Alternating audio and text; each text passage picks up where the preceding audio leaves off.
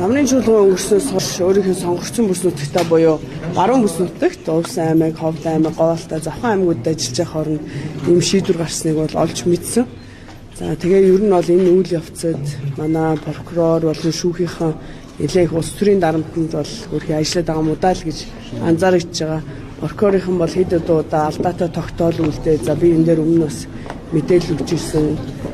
За шүүхийнхэн бол сая ерөөсөө өмнөх өдрний хэлээл намайг одоо байхгүй хооронд ингээл шүүхийн шийдвэр гаргаад хөлийн хориг тавьсан гэсэн ийм одоо мэдээллийг авсан.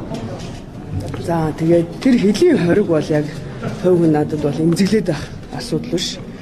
За манай одоо ах нарын хувьд магадгүй эмзэглэдэг зүйл баг. Юм үзээгүй төрийн мөнгөөр гадагшаа авахын дон туссан улсуудад бол энэ эмзэглээд байх зүйл баг.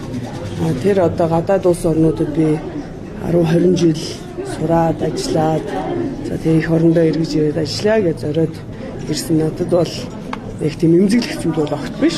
Монголд байх шиг бол сайхан зүйл. Ямар нэгэн байдлаар хөлийн хоригондоо голно гэж хөлийн хориг хэмжээний ийм шийдэл үзүүлж байна гэдэг чинь таны одоо гин буруутаа тодорхой хэмжээнд нотлогдож байгаа гэдэг агуулгаараа чухал биш үү? За энэ одоо та бүхэн хэрвээ одоо олон нийтэд болоод байгаа юм зүйл дээр анзаарвал хөлийн хориг тавих хэмжээний юм асуудал бол огт биш.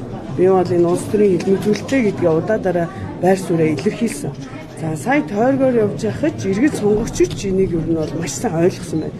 За олон нийтэд ил тод мэдээлэл энэ дээр бол хангалттай өгсөн байгаа. Одоо нээлттэй явж байгаа учраас одоо шалгаж байгаа процесс дээр би нэмж хэлээд явах уу. Гэхдээ би бүх одоо дуудсан цагтан ч юм уу ямар нэгэн зайлсхийх гэсэн одоо оролдлого байхгүй яг л одоо асуусан юмыг асуугаад хариулаад бүх одоо буруугүй гэдгээ нотлох материал өгсөн. Тэгэл магадгүй яхаа мэдгүй тийм шийдвэр гаргасан байх гэж бодож байна. Ер нь танаас гадна танаа намтай ялгдчихар датагчсан 4 хүнийг намын гишүүнчлэр чөлөөлөх асуудал бол яригдсан баг орол дээр тийм. Энэ дээр та яг ямар байр суурьтай өөрөө бас ялгдчихар датагчсан байгаа юм.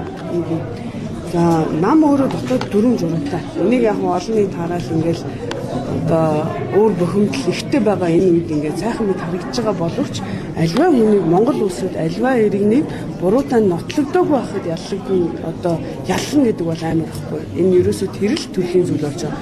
Нам өөрийнхөө дотоод зүрмийг зөрчиж байна. Гэхдээ энэ бүх асуудлуудад зөвхөн одоо асуудал холбогдоод байгаа хүмүүс бидэрт бол нэг тийм хувь хүний үднэс бити санаа зовор гэж хэлмээр. Нийтдээ Монголын ардчлал, эрхчлөө өөрөө эрсдэлд орж байгаа энэ үед тэр одоо бидний нэг асуудал ч юм уу те хөлийн хориг ч юм уу тэр нэг огт асуудал биш. Энэ тулгамдаад байгаа асуудал үг хэлснийг нэг нь даралж байна, дээрлэж байна. Одоо авчин нухан дарах гэж оролдож байна те. Энэ сэтгүүлчид та бүхэн маань бүгдөө юм хэвлэлийн эрхчлөөн дээр үндэслэж бидний ардчлах гэдгийг надаар хэлэх юмж. Тэгэхээр энэ зүйл бид нар нийтээрээ санаа зовх цаг болсон л гэж. Таны хувь гишүүнээс одоо сүүл ерөнхийлөгч өрөм ярьсан гишүүнийг игүүлэн татах хууль дээр ямар байр суурьтай байгаа одоо 900 зөрчил гаргасан те янз бүр хууль зөрчсөн зэрэг дээр игүүлэн гэдгийг ерөнхийдөө та асууж байна. Тодорхой зорилттой хууль гэж харж байна. Яг энэ хуулийг нөгөө буруугаар ашиглах уу гэсэн боломж зарим нэг хэсэг байна. Сая би тойргоор ажиллаж байхад эхлээд өөрийнхөө бодлыг хэлхээс өмнө олон иргэд тийм болгоомжлыг сануулж байлаа. Энэ нухчин дарах гэж оролдох үедээ одоо үг хэлдэг шудраг гишүүдийг нухчин дарах гэж оролцсон ийм хууль байх үедээ гэдэг бол сонгогчид бол надад захиж энийг сайн судалж байгаа шийдвэрээ гаргаарай гэдэг зүйлийг хэлсэн. За өнөөдөр хорийн чуулганы нээлт учир одоо монголчуудад альва зүйлийн ихэн дээр сайхан бэлэг өрөөл дүүрэн одоо сайн сайхнаар эхлэх ёстой учраас би энэ дээр нэг сөрөг юм ярмаар байна. Энэ одоо хилцүүлэг явагдаад бүгд байр сууриа илэрхийлээ судлах баг. Яг одоо нийгэм тулгамдаад байгаа асуудал энэ тэргүүний асуудал энэ үг гэвэл би бол санал нэгдэхгүй байна. Өмнөх 76-гийн эрс ёс зүй одоо энэ бүх зүйлийг та бүхэн сэтгүүлчдээ татаад аваад харьцуулаад үзээрэй.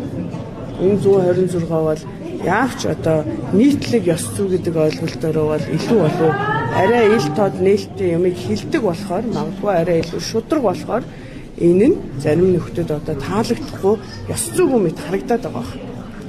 Гэхдээ нийтээрээ энэ тогтолцоо цэвэршиж байгаа ил тод нээлттэй болж байгаагийн одоо шинж тэмдэг болов. Энэний оронд одоо жишээлбэл магадгүй ерөнхийлөгчийн тамирын газраас энэ сошиал орчин бага насны хүүхдүүд оролцох энэ тал дээр одоо эрх зүйн зохицуултыг ч юм уу ийм хуулийн төсөл одоо өргөн байруул миний хувьд бүрэн дэмжинэ. Нийгэмд ямар асуудлууд тулгамдаад байна. Одоо бид нар бүгдөө мэдж байгаа Монгол улсад одоо 3.5 сая хүн амтай улсад бараг 10 сая Facebook хаяг байна гэсэн ийм одоо тооцоол байна шүү дээ. Тэгвэл энэ асуудлаа яаж зэгцсэн? Энэ дунд хүүхдүүд маань ямар хүмүүжил авч байна? Энэ захин орчноо бид нар одоо зэгцэх бол магадгүй одоо энэ хуулиас илүү нэн тэргүүний асуудал ахлах гэж байна.